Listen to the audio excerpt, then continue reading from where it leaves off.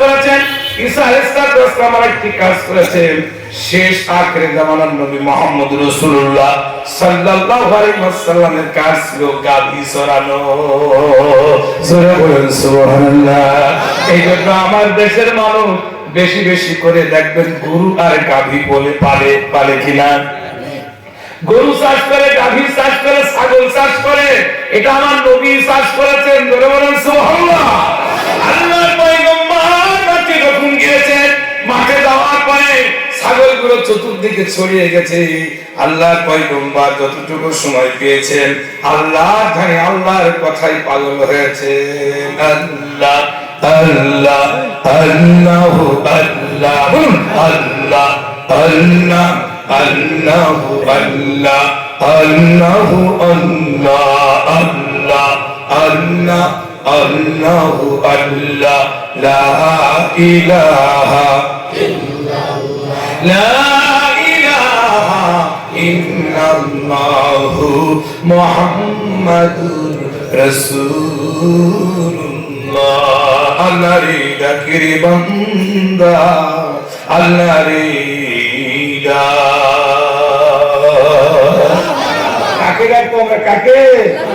আল্লাহকে ডাকবো তো একটু ডাকেন তো। আল্লাহ আল্লাহ, মুখ একটু গোল হবে। আল্লাহ আল্লাহ বলেন মুখ পাক সব সমস্যা নাই, পাক না হোক বাড়ি হোক, যেভাবে আমার আল্লাহরে ডাকেন আমার আল্লাহ খুশি হবে।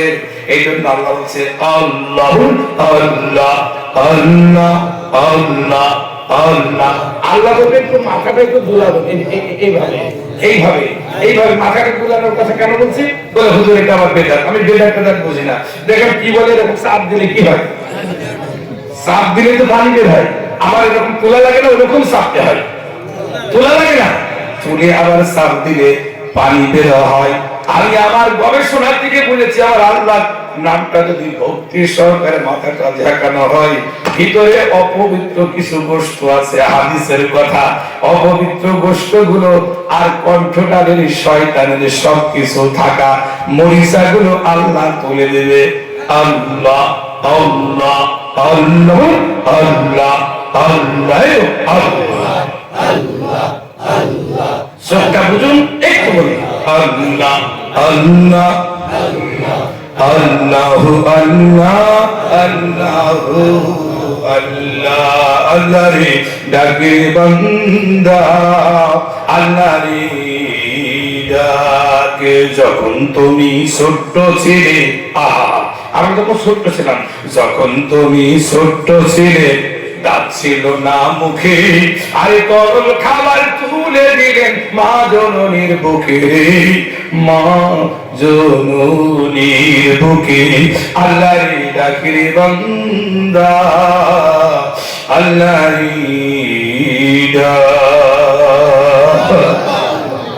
ভাই আমার, যখন আমার মুখে দাঁত ছিল না, আমার মুখে দাঁত ছিল না, আপনার মুখে দাঁত ছিল না, মায়ের পেট থেকে পড়ে আমরা শুধু হুঙ্গা করে কাঁদতাম, দাঁত ছিল না।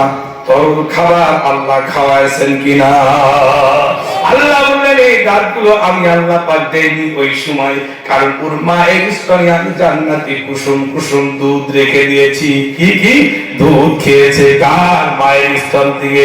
আল্লাহ বলল আমি ওই বান্দাকে আমি আল্লাহ পাক জান্নাত থেকে আমি দুধ দিয়ে দিয়েছি। কার?